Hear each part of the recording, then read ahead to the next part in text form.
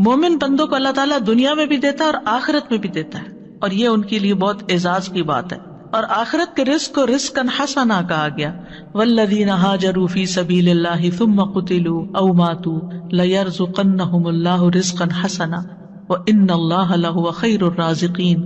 اور جن لوگوں نے اللہ کے راستے میں وطن چھوڑا پھر قتل کر دیے گئے یا مر گئے، یقیناً اللہ انہیں ضرور رزق دے گا، اچھا رزق.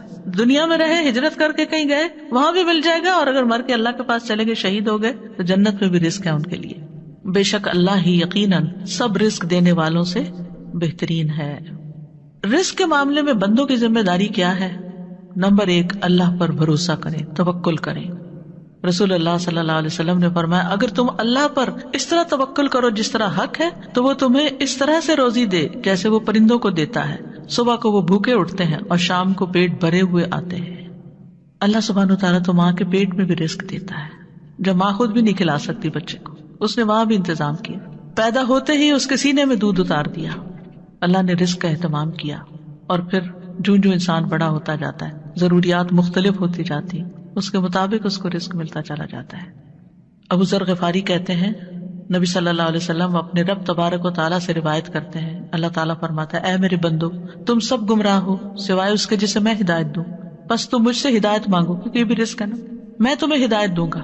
اے میرے بندو تم سب بھوکے ہو سوائے اس کے جسے میں کھلاؤں، تم مجھ سے کھانا مانگو میں تمہیں کھلاؤں گا. اے میرے بندو تم سب برہنہ ہو سوائے اس کے جسے میں لباس دوں، تم مجھ سے لباس مانگو میں تمہیں لباس پہناؤں گا. یعنی یہ بیسک نیڈز ہیں انسان کی، جن میں نمبر 1 ہدایت ہے، اور پھر اس کے بعد کھانا اور کپڑا. یہ انسان کی بیسک نیڈز میں سے ہے. لہٰذا ان نیڈز کے لیے بھی انسان کو اللہ سبحانہ تعالیٰ کی طرف رجوع کرنا چاہیے. اور جب انسان اللہ سے مانگ کر کوشش کرتا ہے تو پھر اس کو اطمینان بھی ہو جاتا ہے جتنا بھی اللہ تعالیٰ دیتا ہے. اور اس اطمینان کو قناعت کہتے ہیں کہ انسان اللہ کے دیے پر راضی ہوتا ہے، اور اس قناعت سے اطمینان نصیب ہوتا ہے. پھر یعنی جب انسان کے اندر قناعت ہوتی ہے کہ جو اللہ نے مجھے دیا میں راضی ہوں، اس پر میں خوش ہوں جتنا بھی میرے پاس ہے، کیونکہ انسان اپنے سے کم والوں کو دیکھتا ہے نا تو خوش ہوتا ہے. اور خوشی کا معیار بھی یہی ہے، انسان اگر اپنے سے اوپر والے کو دیکھے گا تو کبھی خوش نہیں ہوگا. لیکن مشکل یہ ہے کہ انسان سب کچھ بھی لے کے خوش کیوں نہیں آج، کیونکہ انسان صرف ضرورت کا نہیں چاہتا. ضرورت پوری ہو جاتی ہے تو راحت چاہتا ہے، یعنی کہ کمفرٹیبل لائف ملے. جب کمفرٹیبل لائف مل جاتی ہے تو پھر عیش و عشرت چاہتا ہے کہ مجھے لگژوریس لائف ملے. لہذا اس کی تو پھر کوئی حد ہی نہیں ہے نا، تو انسان کبھی بھی مطمئن نہیں ہوتا، کبھی بھی سکون نہیں پاتا. اس لیے انسان کو چاہیے کہ وہ اللہ سے مانگے، جو کچھ ہے اس پر راضی رہے، اور پھر اس کا دل دولت مند ہو. غنا وہ نہیں ہے، دولت مندی وہ نہیں ہے جو بینک بیلنس سے یا بہت ساری سونے چاندی کے ڈھیر سے آپ دولت مند ہوتے ہیں. اصل دولت مند وہ ہے جس کا دل دولت مند ہے، کہ جو اس بات پہ راضی ہے کہ اللہ نے مجھے بہت کچھ دیا ہے. یعنی کثرت سے دولت مندی نہیں ہوتی بلکہ اس کے مقابلے میں قناعت سے دولت مندی ہوتی ہے. حقیقت یہ ہے کہ دنیا کی زندگی میں جتنی بھی چیزیں ہیں یا تو یہ انسان کو اپنے کنٹرول میں کر لیتی ہیں یا انسان ان کو اپنے استعمال میں لے آتا ہے. جب ضرورت کا ہوتا ہے تو سب چیزیں استعمال ہو رہی ہوتی ہیں، اور جب زیادہ ہو جاتا ہے تو وہ انسان کے اوپر بوجھ بن جاتا ہے کہ اس کو سنبھالو، رکھو، اس کی حفاظت کرو. وہ اسی کی پوجا میں پھر لگا رہتا ہے انسان، اور اپنے اعلیٰ مقصد زندگی کو بھول جاتا ہے کہ وہ دنیا میں صرف مال اسباب اکٹھا کر کے اس کی خدمت کرنے نہیں آیا بلکہ وہ اللہ کی عبادت کے لیے آیا. تو اس لیے بہت ضروری ہے کہ انسان حرص سے بچے، کیونکہ حرص کا نقصان ہے. رسول اللہ صلی اللہ علیہ وسلم نے فرمایا 2 بھوکے بھیڑیے اگر بکریوں کے ریوڑ میں چھوڑ دیے جائیں تو اتنا نقصان نہیں دیتے جتنا کسی انسان کا مال کے لیے حریص ہو جانا، لالچی ہو جانا. اور وہ کیا ہوتا ہے کہ انسان جو ملا ہے اس پہ راضی نہیں، بس اس سے زیادہ حاصل کرنے کی کوشش میں، اور زیادہ اور زیادہ، حتیٰ کہ مر ہی جاتا ہے، دنیا سے ہی چلا جاتا ہے انسان. اور اللہ کو دکھانے کے لیے کچھ نہیں ہوتا اس کے پاس، نہ کوئی عبادت، نہ کوئی خدمت، نہ کچھ. تو اس لیے انسان کو حرص سے اور لالچ سے بچنا چاہیے. اس کے اندر غنا ہونا چاہیے، شکر گزاری ہونی چاہیے، اور یہ شکر گزاری ہی انسان کی سعادت کی علامت ہوتی ہے. خوش قسمت ترین انسان وہ ہے، کامیاب ترین انسان وہ ہے کہ جس کے پاس ضرورت کا ہے اور وہ اس پر راضی بھی ہے. حدیث میں آتا ہے اس شخص نے فلاح پائی جس نے اطاعت کی اور اس کو بقدر ضرورت رزق مل گیا، اور اللہ نے اس کو جو کچھ دیا اس پر اس کو قناعت کی توفیق مل گئی، وہ خوش ہے اس پر جتنا ہے اس کے پاس. تو گویا دنیا میں بھی کامیابی کا راز زیادہ ہونے میں نہیں ہے کہ زیادہ ہو، بلکہ قناعت میں ہے، کیونکہ چاہت کی تو کوئی حد ہی نہیں نا. انسان کی چاہت تو لامتناہی ہے، ان لمیٹڈ ہے. جتنا اس کو مل جائے گا وہ کہے گا اس سے اور ہو، اس سے اور ہو. انسان کا پیٹ تو کبھی بھرنے والا نہیں. اس لیے انسان اپنی ساری کوششوں کا مرکز صرف دنیا کمانے میں نہ لگا دے، بلکہ اپنی آخرت کے لیے بھی فکر کرے، اور صرف جسمانی زندگی نہیں، روحانی زندگی بھی گزارے، اپنی روح کا حق بھی ادا کرے، انسانوں کا حق بھی دینے والا ہو. مطلب ضرورت کا سامان وہ ہوتا ہے کہ جس میں انسان کی کوئی ضرورت اٹکے نہ، یعنی اس کے پاس اتنا ہو کہ اپنی بیسک ساری نیڈز جو ہے وہ کسی کی مدد کے بغیر خود پوری کر سکے، اور اس کے لیے انسان محنت کرے، کوشش کرے. تو بہرحال رزق کا مالک اللہ ہے اور انسانوں کے پاس کچھ نہیں. اگر کوئی یہ سمجھتا ہے کہ کوئی انسان اس کے رزق کا مالک اور وہ اس کا رزق روک دے گا تو وہ غلط فہمی کا شکار ہے. اس لیے انسان کو رزق کے معاملے میں اللہ تعالیٰ سے دعا کرنی چاہیے، کوشش اور محنت کرنی چاہیے، جو ملا ہے اس پہ راضی ہونا چاہیے. مخلوق کی طرف نہیں دیکھنا چاہیے کہ ان کے پاس کیا ہے اور وہ مجھے کیوں نہیں ملتا، اور حسد نہیں کرنا چاہیے کسی سے. اور جب مانگے تو پورے یقین کے ساتھ مانگے. اور جب انسان اللہ کا تقوی اختیار کرتا ہے تو اللہ اس کو وہاں سے رزق دیتا ہے جہاں سے اس نے سوچا بھی نہیں ہوتا. وَيَرْزُقْهُ مِنْ حَيْثُ لَا يَحْتَسِبُ وَمَن يَتَوَكَّلْ عَلَى اللَّهِ فَهُوَ حَسْبُهُ. وہ اسے وہاں سے رزق دے گا جہاں سے وہ گمان نہیں کرتا، جو اللہ پہ بھروسہ کرے وہ اس کو کافی ہو جائے گا. ان اللہ بالغ امرہ قد جعل اللہ لکل شیء قدرا. بے شک اللہ اپنا کام پورا کرنے والا ہے، یقیناً اللہ نے ہر چیز کے لیے ایک وقت، ایک اندازہ مقرر کر رکھا ہے. تو بہرحال ہم میں سے ہر ایک کا رزق مقرر بھی ہے. ماں کے پیٹ میں بچے کا رزق لکھا جاتا ہے، اور جو مقدر میں ہے وہ رزق ملے گا، بس طریقے حلال اختیار کریں، اسی چیز کو حرام سے نہیں. یعنی مثلاً ایک چیز کو پانے کے لیے 2 دروازے جاتے ہیں، اور آپ کو کسی ایک کا انتخاب کرنا ہے اور اس میں داخل ہو کر وہاں تک پہنچنا، یعنی دونوں کوریڈور جو ہیں ایک جگہ پہ جا کے ملتے ہیں. اب آپ دائیں طرف سے جاتے ہیں یا بائیں، یہ آپ کی چوائس ہے. آپ حلال طریقہ اختیار کرتے ہیں یا حرام، یہ آپ کی چوائس ہے. محنت تو دونوں میں کرنی پڑتی ہے، حرام میں بھی محنت کرنی پڑتی ہے اور حلال کے لیے بھی محنت کرنی پڑتی ہے. لہٰذا انسان کو چاہیے کہ جلد بازی نہ کرے اور حلال طریقے سے ہی رزق کو حاصل کرے. اور پھر آپ دیکھیے کہ زمین میں چلنے پھرنے اور کوشش کرنے اور محنت کرنے کا حکم دیا گیا ہے. سورۃ الملک روز آپ پڑھتے ہیں، اللہ تعالیٰ فرماتے ہیں هُوَ الَّذِي جَعَلَ لَكُمُ الْأَرْضَ ذَلُولًا فَامْشُوا فِي مَنَاكِبِهَا وَكُلُوا مِن رِّزْقِهِ وَإِلَيْهِ النُّشُورُ. وہی ہے جس نے تمہارے لیے زمین کو تابع کر دیا، سو اس کے کندھوں پہ چلو، نکلو، کام کرو اور اس کے دیے ہوئے میں سے کھاؤ، اور اسی کی طرف دوبارہ اٹھ کے جانا ہے. یعنی مرنے کو نہ بھولو، آخرت کی تیاری نہ بھولو، یعنی دنیا میں لگ کے اپنی آخرت کو نہ بھولو. انبیاء بھی رزق کی تلاش میں جاتے تھے. اسماعیل علیہ السلام کی شادی کے بعد ابراہیم علیہ السلام اپنے مکہ میں چھوڑے ہوئے خاندان کو دیکھنے کے لیے آئے تو اسماعیل علیہ السلام گھر پر نہیں تھے. جب کچھ دنوں کے بعد تشریف لائے تو اس مرتبہ بھی اسماعیل علیہ السلام گھر نہیں تھے. تو آپ ان کی بیوی کے پاس گئے، ان سے پوچھا کہ اسماعیل کہاں ہے؟ انہوں نے بتایا کہ ہمارے لیے روزی تلاش کرنے گئے ہیں، یعنی کام پر گئے ہیں. تو اس لیے لوگوں کے آگے ہاتھ پھیلانے کی بجائے انسان خود محنت کرے، کام کرے، اور پھر اعتدال سے کام لے. یعنی سارا اپنا وقت، ساری انرجی، ساری جوانی، ساری محنت، سارا ٹیلنٹ صرف اس پہ نہ لگا دے، بلکہ اللہ کی عبادت کے لیے بھی وقت نکالے، اللہ کے دین کی خدمت کے لیے وقت نکالے، بندوں کی خدمت کے لیے وقت نکالے. فضیل بن ایاز کہتے ہیں لوگوں نے سچائی اور حلال رزق کی طلب سے زیادہ افضل زینت کسی اور چیز کے ساتھ اختیار نہیں کی. ابو سعید خدری کہتے ہیں اے لوگو، تنگ دستی تمہیں رزق کو ناجائز مقام سے حاصل کرنے پر نہ اکسائے، اور پھر جو اسباب اللہ تعالیٰ پیدا کرے ان کو اختیار کرے. توکل اسباب کے ساتھ ہوتا ہے، اسباب کے بغیر نہیں. اور پھر یہ بھی یاد رکھیے کہ انسان کے پاس جو اللہ نے دیا ہے اس پر راضی ہونا اللہ کو پسند ہے، جبکہ زیادہ کا مل جانا اللہ کی رضامندی کی علامت نہیں. یعنی آپ کو جو ملا آپ اس پر اللہ سے راضی، لیکن اگر آپ زیادہ کے لالچ میں اور زیادہ مل گیا تو اس کا یہ مطلب نہیں کہ اللہ آپ سے بہت راضی. تو رضی اللہ عنہم ورضوا عنہ، اللہ کی رضا کس میں ہے اور آپ کی رضامندی کس میں ہونی چاہیے، یہ جاننا بھی بڑا ضروری ہے.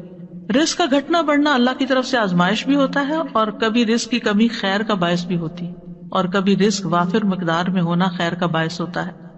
اللہ تعالیٰ کے لیے کچھ مشکل نہیں کہ سارے انسانوں کو وہ سب کچھ ہی دنیا میں ہی دے دیں جو وہ مانگ رہے ہیں، لیکن اس سے نقصان کیا ہوگا؟ اللہ تعالیٰ فرماتے ہیں اگر اللہ اپنے بندوں کے لیے رزق فراخ کر دیتا تو یقیناً وہ زمین میں سرکش ہو جاتے، لیکن وہ ایک اندازے کے ساتھ اتارتا ہے جتنا وہ چاہتا ہے. یقیناً وہ اپنے بندوں سے خوب باخبر ہے، خوب دیکھنے والا ہے۔ کبھی کبھی اللہ تعالیٰ اپنے بندوں کو فقر سے آزماتا بھی ہے۔ ابو سعید خدری کہتے ہیں، انہوں نے رسول اللہ صلی اللہ علیہ وسلم سے پوچھا، اے اللہ کے رسول صلی اللہ علیہ وسلم، لوگوں میں آزمائش کے لحاظ سے سب سے زیادہ سخت کون ہوتا ہے؟ کس کی آزمائش زیادہ ہوتی؟ فرمایا انبیاء۔ انہوں نے عرض کیا اس کے بعد کون؟ فرمایا علماء۔ عرض کیا پھر کون؟ فرمایا نیک لوگ۔ ان میں سے کسی کو جوؤں کے ساتھ آزمایا جاتا ہے، یہاں تک کہ وہ اس کو مار ڈالتی، یعنی جسم کے اندر ایسے کیڑے پیدا ہو جاتے ہیں کہ وہ اس کی موت کا سبب بن جاتے ہیں۔ کسی کو فقر سے آزمایا جاتا ہے، یعنی غربت سے آزمایا جاتا ہے، یہاں تک کہ وہ چھوٹی سی قمیص کے سوا کچھ نہیں پاتا، حالانکہ وہ بہت نیک ہوتا ہے، چنانچہ وہی وہ پہن لیتا ہے۔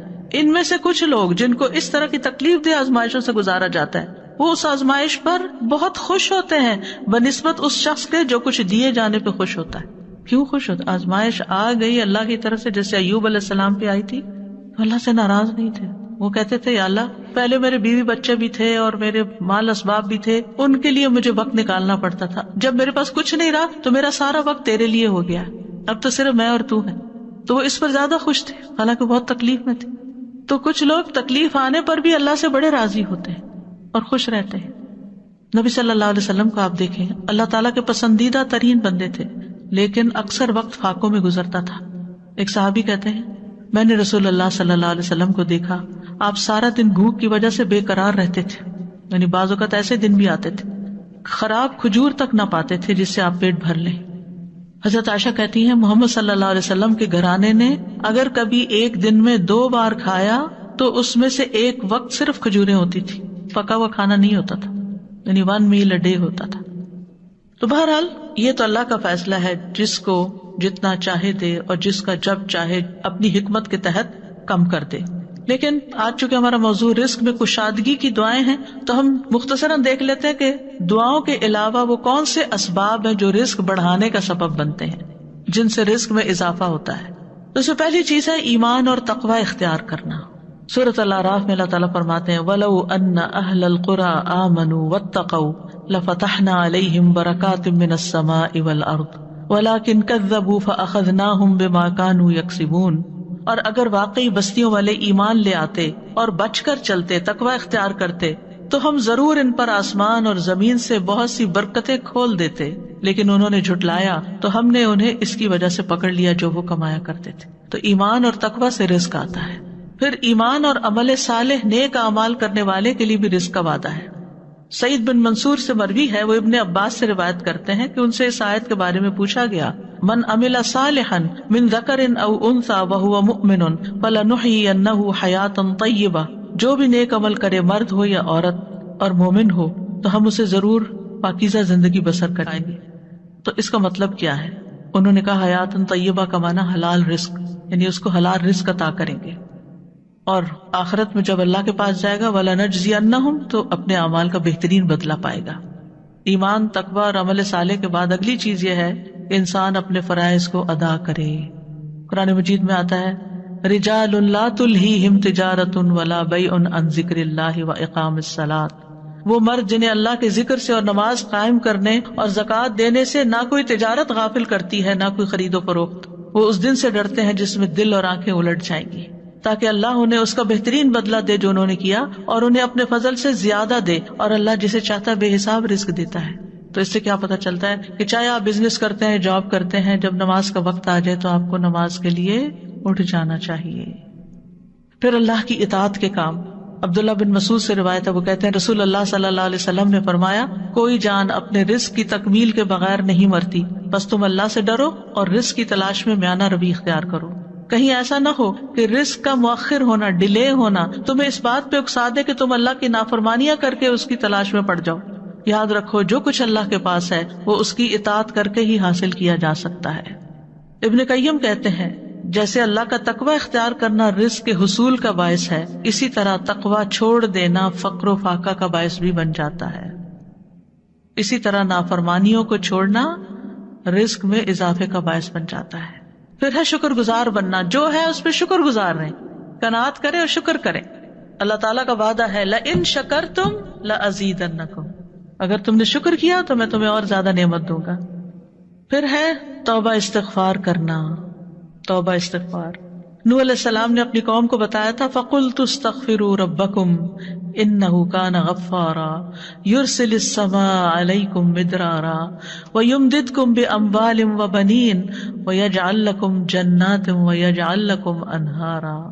میں نے کہا اپنے رب سے معافی مانگ لو، استغفار کرو، یقیناً وہ ہمیشہ سے بہت معاف کرنے والا ہے، وہ تم پر بہت برستی ہوئی بارش بھیجے گا، اور وہ مالوں اور بیٹوں کے ساتھ تمہاری مدد کرے گا، تمہیں باغات عطا کرے گا، تمہارے لیے نہریں جاری کر دے گا، یعنی دنیا کے یہ سارے خوشگوار سامان زندگی تمہیں عطا کرے گا اگر تم استغفار کرتے رہے، یعنی گناہوں کی معافی مانگتے رہو تو اللہ سبحانہ وتعالیٰ دنیا میں بھی یہ نعمتیں تمہیں عطا کرے گا۔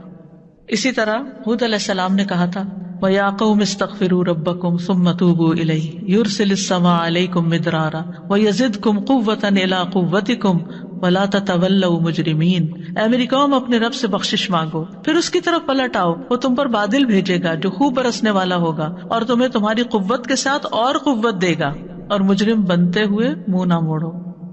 صالح علیہ السلام نے اپنی قوم کو کہا وَأَنِ اسْتَغْفِرُوا رَبَّكُمْ، اور یہ کہ اپنے رب سے معافی مانگو، ثُمَّ تُوبُوا إِلَيْهِ، پھر اس سے توبہ کرو، يُمَتِّعْكُمْ مَتَاعًا حَسَنًا إِلَىٰ أَجَلٍ مُّسَمًّى، وہ ایک خاص مدت تک تمہیں اچھا سامان زندگی دے گا، کیونکہ ہر ایک کو پھر موت تو آنی ہے، وَيُؤْتِ كُلَّ ذِي فَضْلٍ فَضْلَهُ، اور ہر صاحب فضل کو اس کا فضل عطا کرے گا۔ پھر اسی طرح تسبیحات کی کثرت سے بھی رزق میں اضافہ ہوتا ہے، تسبیح پڑھنا۔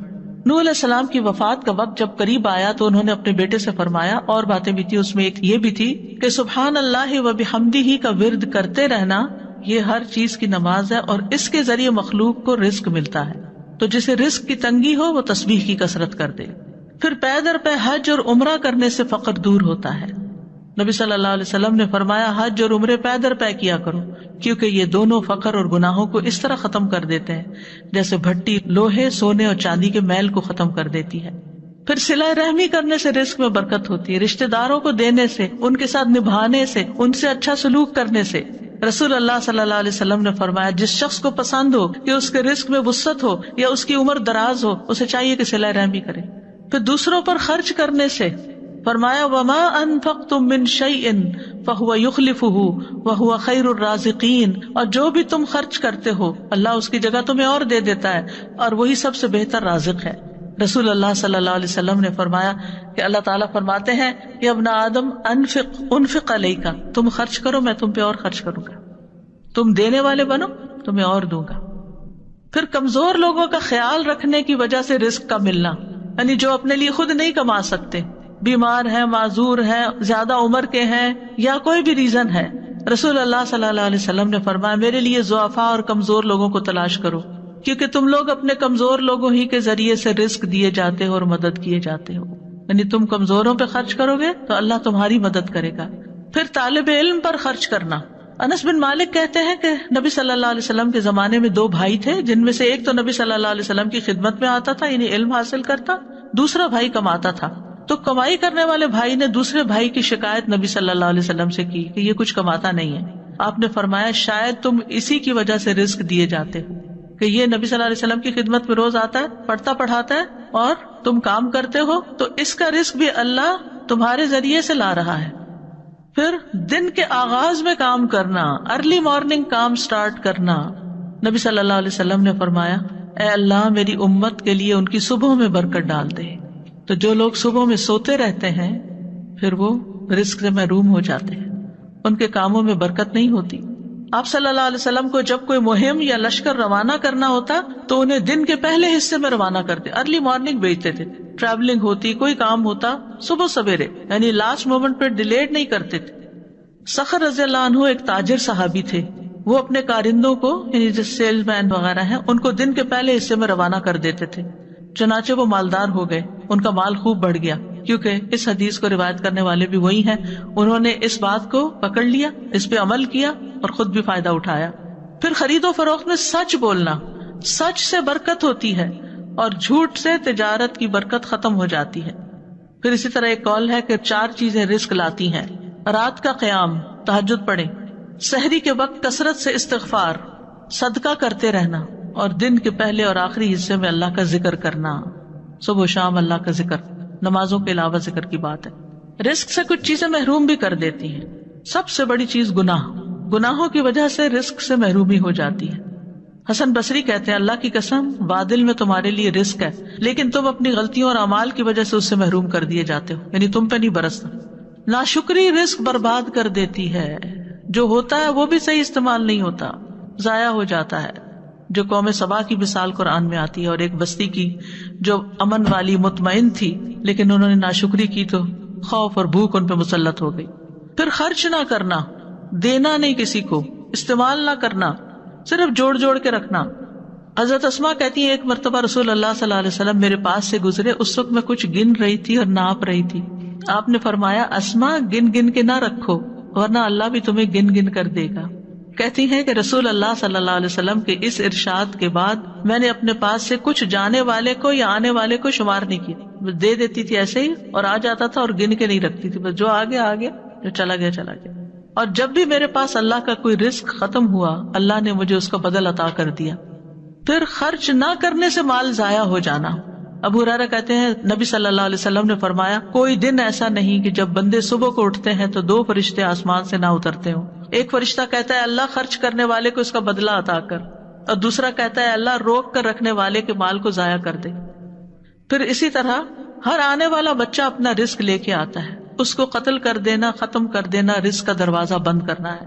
پھر قطع رحمی کرنا. رسول اللہ صلی اللہ علیہ وسلم نے فرمایا جس نیکی کا اجر بہت جلدی ملتا ہے وہ صلہ رحمی ہے. یہاں تک کہ کچھ گھرانوں کے لوگ فاجر و فاسق ہوتے ہیں لیکن جب وہ صلہ رحمی کرتے ہیں تو ان کے مال بڑھ جاتے ہیں، ان کے افراد بڑھ جاتے ہیں. پھر اسی طرح لوگوں سے مانگنا. رسول اللہ صلی اللہ علیہ وسلم نے فرمایا جو شخص ایک مرتبہ مانگنے کا دروازہ کھول لیتا ہے اللہ اس پر تنگ دستی کا دروازہ کھول دیتے ہیں، یعنی اس کو محتاج ہی کرتے ہیں.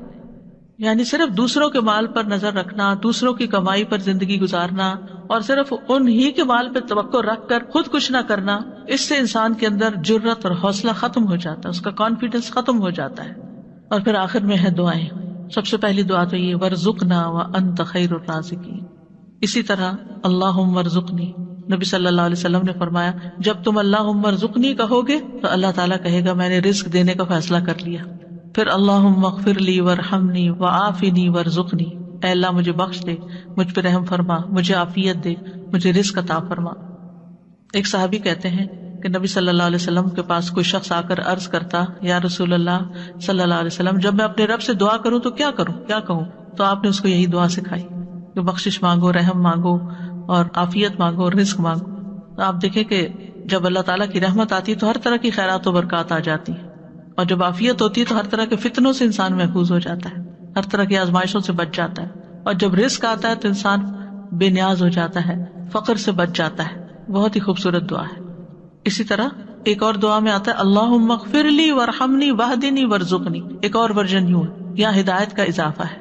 پھر ہے اللہم انی اسألک علما نافعا ورزقا طیبا وعملا متقبلا. حسن بصری کہتے ہیں علم 2 طرح کے ہیں، زبان کا علم اور دل کا علم. بس دل کا علم نفع بخش علم ہے اور زبان کا علم اللہ کی طرف سے ابن آدم پر حجت ہے. علم نافع وہ ہے جو بندے کے اندر سکینت اور اللہ کی خشیت پیدا کر دے، اور صرف زبان پر ہی علم کا ہونا، صرف باتیں کرنا جو ہے وہ علم نافع نہیں ہوتا کہ آپ کو بہت ساری باتیں پتہ ہے لیکن آپ کرتے کراتے کچھ نہیں، عمل کے وقت زیرو ہے. اور رزق حلال طیب جو انسان محنت سے کماتا ہے، اور خبیث وہ جو انسان حرام سے لیتا ہے، اور مقبول عمل وہ جو خالص اللہ تعالیٰ کی رضا کے لیے کیا جاتا ہے. اگلی دعا ہے اللہم انی اعوذ بک من الفقر والقلۃ والذلۃ واعوذ بک من ان اظلم او اظلم. اے اللہ میں فقر و فاقہ، قلت اور ذلت سے تیری پناہ میں آتا ہوں، کیونکہ فقر و فاقہ قلت اور ذلت لاتا ہے، اور اس بات سے تیری پناہ میں آتا ہوں کہ میں کسی پہ ظلم کروں یا مجھ پہ کوئی ظلم کرے. رسول اللہ صلی اللہ علیہ وسلم یہ دعا کیا کرتے تھے. دعا اصل میں کیا انسان کی تڑپ کا اظہار ہے. انسان کسی چیز کی بہت خواہش کرے اور پھر وہ لوگوں کی طرف دیکھنے کی بجائے اللہ سے مانگے.